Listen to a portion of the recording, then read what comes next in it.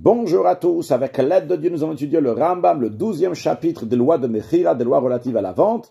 Perek 12, Halacha Aleph. Asur la mocher o la kone lehonot et traveru. Il est interdit au vendeur ou à l'acheteur de léser autrui, de léser son ami, de le faire souffrir en lui faisant perdre de l'argent, en le trompant dans le prix de l'objet, de la chose qui est achetée ou vendue. Shenemar, car la Torah elle dit, Vechitim keru mimkar la mitecha.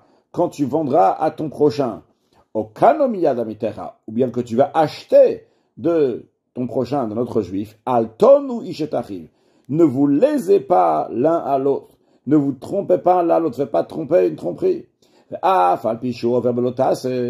Même celui qui a lésé, il a transgressé un commandement négatif, et il ne reçoit pas les 39 coups de bastonnade pour avoir transgressé. Pourquoi?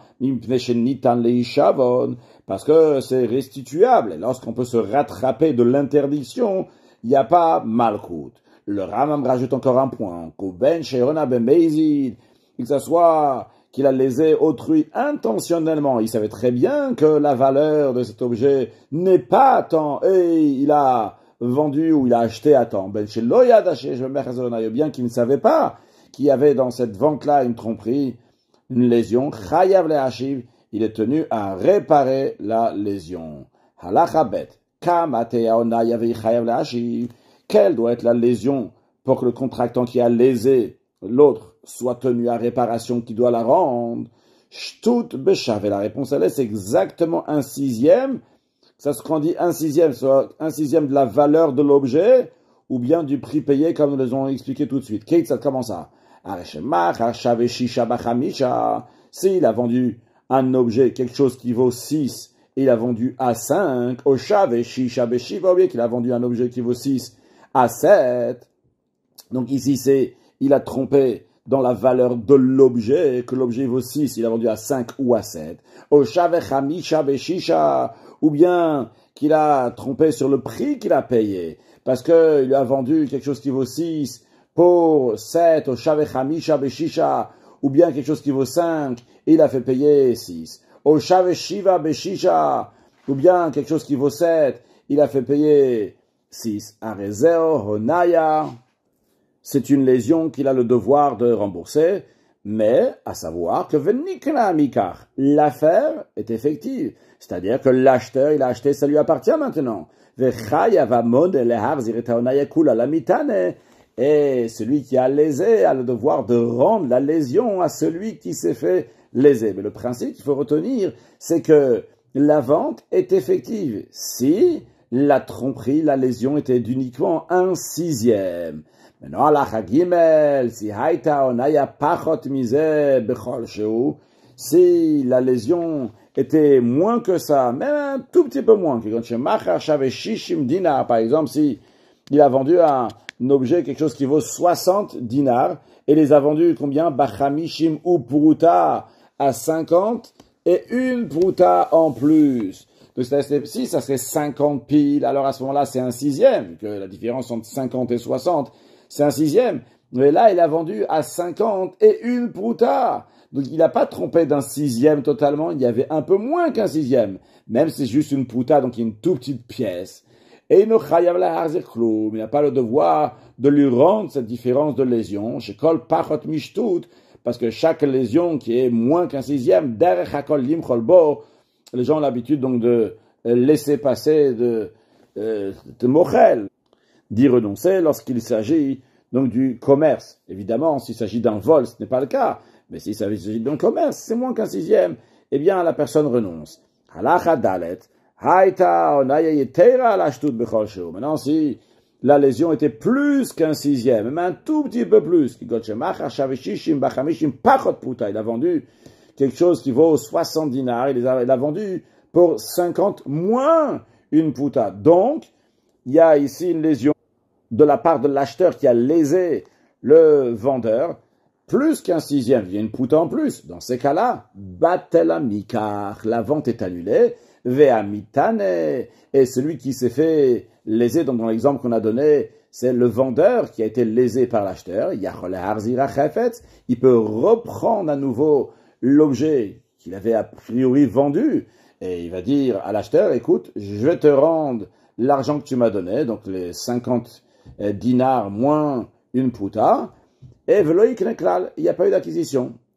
Avalamoneoto, mais celui qui l'a lésé, donc dans l'exemple qu'on a donné, donc l'acheteur qui a lésé le vendeur, inoyachol larzor, il ne peut pas se rétracter, il dit, ah, excuse-moi, moi je t'ai lésé, je l'ai acheté à 50 dinars moins une pruta, donc la vente n'est pas effective, je vais me rétracter. Non, lui il ne peut pas faire ça. Imratza zevekibel, si le vendeur il dit, non, moi je suis quand même intéressé, c'est vrai, tu m'as lésé, ça vaut 60, tu m'as donné moins qu'il fallait, pas juste moins, mais ce que tu m'as donné, tu m'as lésé plus qu'un sixième, vu que tu m'as donné moins que 50 dinars moins une pruta alors que tu devais donner 60. Eh bien, s'il dit que lui il est intéressé, car bien que on ait que la vente est annulée, et donc d'après la loi, aussi la personne qui a lésé peut se rétracter, on dit non. On dit que si la personne qui s'est fait léser, donc en l'occurrence le vendeur, il dit moi ça me convient, eh bien, on lui dit ça lui convient, c'est bon. Parce que le vendeur, il lui dit, hey, si tu ne m'avais pas lésé, tu n'aurais pas pu te rétracter. Maintenant que tu m'as lésé, alors tu crois que je vais te laisser rétracter? Choten niskar, ta faute maintenant on va te récompenser. Après, le Ram dit encore une chose, celui qui a lésé a le devoir de rembourser uniquement uniquement si la lésion était au moins plus qu'une pruta. Haïta pruta beshave, si la lésion était uniquement exactement une pruta, ni plus ni moins, et no marzir, il n'a pas le devoir de rembourser. Chez Enona, il y a des prutot, car il n'y a pas de lésion juste pour des prutot. Si on veut prendre un exemple, par exemple, s'il lui a vendu quelque chose qui valait 9 prutot, il lui a vendu pour 10 et demi.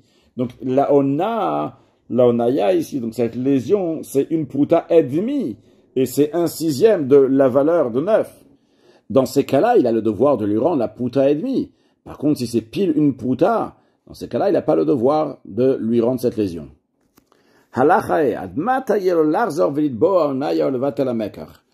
Jusqu'à quand la personne qui a été lésée peut demander le remboursement de la lésion d'un sixième ou l'annulation de la vente dans le cas où la lésion est supérieure à un sixième? Une réponse, jusqu'à qu'il va montrer l'objet de la vente à un commerçant qui est professionnel, ou bien un proche de famille donc qui est compétent dans le domaine. S'il a attendu davantage, plus que ça, même si il a acheté quelque chose qui valait 100 et il a payé 200, donc le vendeur l'a lésé sur 100, c'est énorme. Et malgré ça, il ne peut plus se rétracter et annuler cette vente-là, parce qu'on considère que sûrement, il a montré un commerçant compétent ou bien un proche de famille, il a su qu'en effet, ça vaut bien, sans seulement qu'il a payé 200, le fait qu'il n'a rien dit, ça veut dire qu'il a donné son accord et la vente est effective. Dans quel cas ça s'applique? Que si la personne lésée elle avait le temps de montrer cette chose-là qu'il a acheté, donc par exemple à 200 alors que ça valait seulement 100, il avait le temps et il ne peut plus se rétracter, c'est bloqué.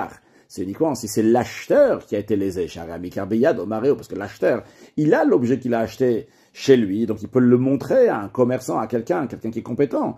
Mais le vendeur qui s'est fait avoir, qui s'est fait léser, lui, il peut toujours demander la réparation de la lésion d'un sixième, et inutile de dire qu'il peut aussi annuler cette vente-là, même plus tard. Pourquoi? Parce que lui, il n'a pas l'objet avec lui pour montrer à d'autres personnes, pour en discuter, et il ne sait pas vraiment la valeur de ce qu'il a vendu à Tcheir et Kemoto Shenim Kabashuk, jusqu'à qu'il va voir un objet qui est semblable, qui est vendu au marché, et il va voir combien c'est vendu au marché. Et c'est possible que ça va lui mettre longtemps jusqu'à qu'il va voir cette chose-là au marché. Parce que celui qui a l'objet, il peut le montrer à un commerçant, à un proche qui est compétent, mais celui qui a déjà vendu, il n'a pas la chose avec lui pour pouvoir montrer à quelqu'un d'autre. Il faut qu'il la voie ailleurs.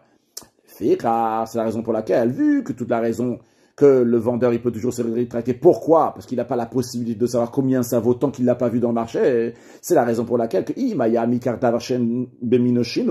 si l'objet vendu quelque chose, il n'y a pas de différentes sortes. Beaucoup le savaient, et tous ils ont la même valeur, qui gonne à pile pelim par exemple du poivre, vekayot sebaim ou des choses similaires, et tu vas dans le marché, tu en trouves et c'est tous la même valeur. Et no choser, ça il peut pas se rétracter. Elle a uniquement le temps qui va s'enquérir au cours du marché, combien ça vaut dans le marché, bilvad, seulement ce moment-là, parce qu'il n'a pas besoin de montrer l'objet à qui que ce soit, vu que c'est quelque chose donc, qui est courant, qu'on peut aller au marché et voir combien ça coûte. De même, c'est la même loi aussi dans un objet que il n'y a pas un prix fixe, mais si nous on a su que ce vendeur-là, il a vu cette chose-là qu'il a vendue. C'est ce qu'on a vu dans l'achavav, et vav, donc quand il s'agit donc d'un vendeur qui a vendu quelque chose qui valait 200 seulement pour 100, donc il s'est fait léser, et on a dit que lui, il doit attendre, on lui laisse le temps de voir ça dans le marché. On dit que si on a vu, on sait au courant qu'il a vu en effet, quelque part, cet objet-là, Veyad Hacheta, il a su qu'il a vendu moins que ce que ça valait, il aurait dû le vendre à 200, il a vendu seulement 100. Vélo Tava, et il n'a pas demandé qu'on lui rembourse. Et il ne veut pas, après plus tard, redemander qu'on lui rembourse cette lésion-là. Parce qu'il a renoncé. Halachachet, que Shem Sheonaya Le'ediot, de la même manière qu'une personne ordinaire est sujette aux lois de la lésion, car Onaya la Tagar, de la même manière aussi, un commerçant qui est professionnel, il est sujet aussi aux lois de la lésion, bien qu'il est compétent, à Falpichobaki. Parce qu'on ne dit pas que sûrement il a su, on dit que sûrement lui aussi, il peut se tromper. On l'a lésé. Mais encore un point, de même que la loi relative à la lésion s'applique concernant les produits et les animaux, les produits agricoles et les animaux, de la même manière aussi, la loi elle s'applique aussi en ce qui concerne les pièces de monnaie. Halachatet. Keitsat, ça s'applique comment ça s'applique dans les lois dans les pièces de monnaie. Si, il y avait quelqu'un qui vendait un dinar en or. On a déjà appris dans le passé qu'un dinar en or, c'est considéré le peira, donc l'objet qui a acheté, et les pièces en argent, les 24 pièces en argent ici en l'occurrence, donc c'est les pièces avec lesquelles il va acheter. Vetser va be'esrim dinar. À la place de l'échanger, ce dinar en or, pour 24 dinars d'argent, il a changé pour 20 dinars en argent. C'est-à-dire qu'il a donné 20 dinars en argent, il a reçu le dinar en or. Ou bien, pour 28 pièces d'argent, il a reçu ce dinar. Donc, si on fait le calcul 4 fois 6, ça fait 24. Donc, s'il a donné 20 ou 28, donc il y a 4 de différence, c'est un sixième. Donc, dans ces cas-là, on dit que la vente est valable, il va devoir rendre la lésion. Mais non, si la lésion était plus que ça, par exemple, il a donné 19 dinars, ou bien il a donné 29 dinars, donc il a donné ou bien moins, ou bien plus. Dans ces cas-là, batela tseouf, l'échange, il s'annule, parot mikan, moins que ça. Je sais pas si il faut dire l'échange ici, c'est pas vraiment un échange, c'est un achat, donc l'achat il est annulé. Mais parot mikan, si c'est moins que ça, c'est mechila. C'est-à-dire, si c'était, par exemple, 25 ou 27, on dit qu'il a renoncé et la vente est effective. Halacha yud v'chen imaya salacha serashtut. De même, quand encore une manière dans laquelle il peut y avoir une lésion dans les pièces de monnaie, si le sela qu'il a donné pour payer, il manquait un sixième du poids du sela. Ça, il m'a été salacha serashtut. Mais non, dans cet endroit-là, ils ne sont pas intéressés du poids. Ils ne pèsent pas les slaim. Là-bas,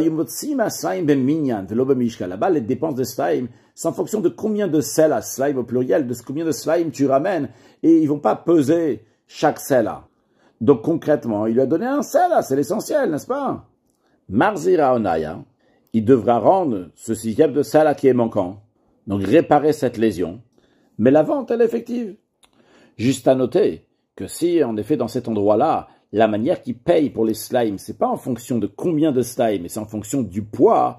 Dans ces cas-là, même s'il manque un tout petit peu du poids, c'est comme si qu'il avait dit, tu me donnes 10 euros, il a donné 9 euros, que la vente, elle n'est pas effective. Parce que ce que l'on est en train de parler ici dans ce chapitre-là, c'est qu'il y a eu une lésion, une tromperie. Mais si il n'a pas donné la somme qu'il fallait, dans ces cas-là, la vente ne s'est pas faite.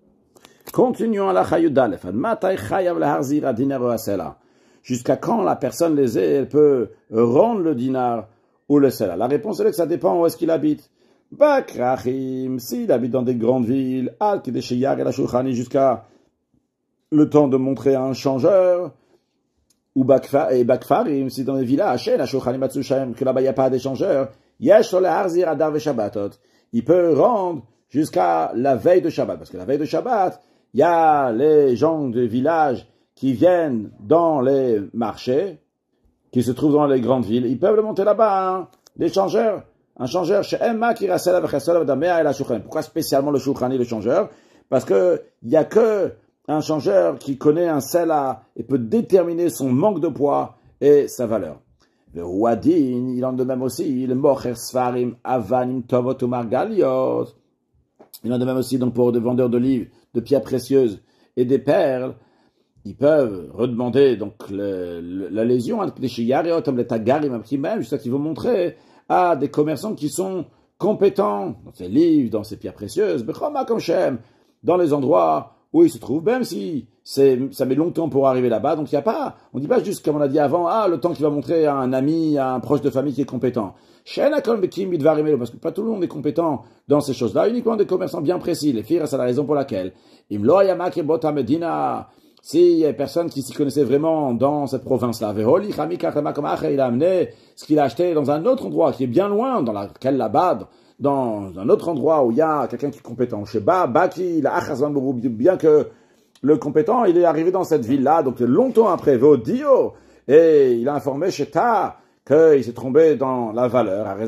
Il peut se rétracter au moment où il va savoir qu'il s'est fait léser. Halacha Yudbet. Anoten salach aser alachavero. Quand un homme donne à un autre un sela dont le poids il a diminué, donc il est manquant dans le poids, donc il ne veut pas se servir de ce sela, même justesse, ça passe nulle part. Imayamakira, si celui qui a donné ce sela, il est honnête, et il avoue qu'en effet, c'est bien lui qui a donné ce sela. Même si c'est 12 mois après, donc longtemps après, on peut dire, celui qui a reçu, il avait le temps déjà pour le montrer au changeur, il a rien dit. Et même si c'est 12 mois après, il doit rendre, celui qui a donné cette pièce-là, il doit donner une autre pièce. Vu qu'il ne peut pas s'en servir, c'est un mekartaout, c'est une tromperie totale dans la vente. On ne dit pas là-bas que le fait qu'il s'est tu, c'est comme si qu'il avait renoncé. Mais non, si c'était possible d'utiliser cette pièce-là difficilement, bien que les gens ils disent, elle n'est pas top cette pièce-là, elle est manquante, bon, mais ça passe. Et dans ce cas-là, il ne peut pas la rendre longtemps après. On laisse juste le temps de montrer un changeur. À part, s'il accepte d'échanger par mesure de piété, dans ce cas-là, évidemment, même si c'est passé longtemps, il peut toujours le faire.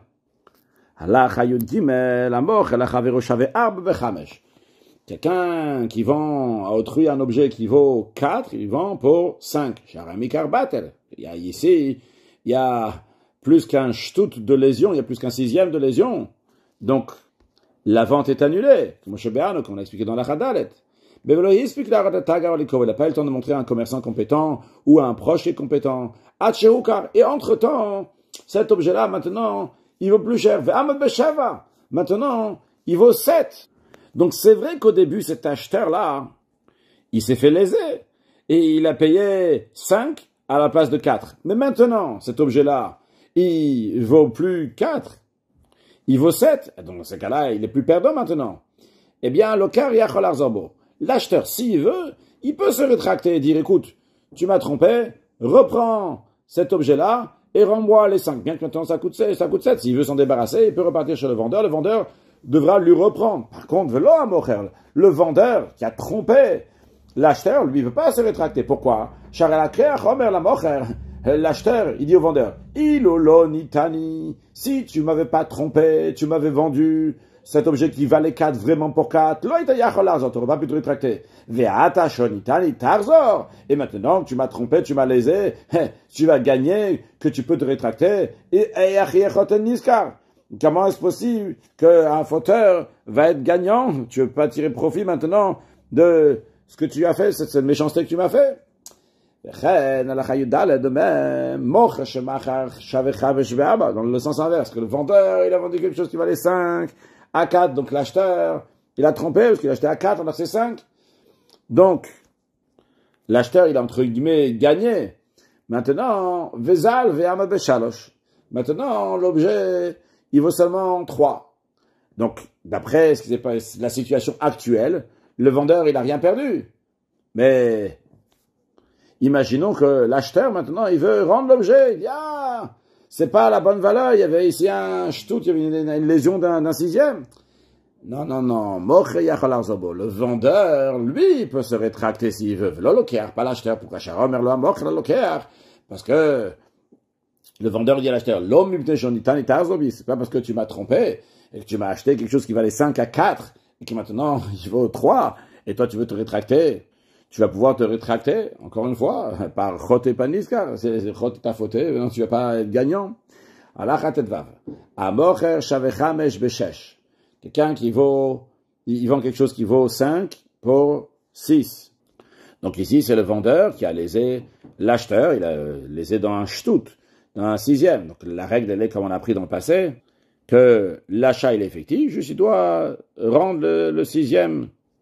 Donc ici, le vendeur, il doit rendre un seul.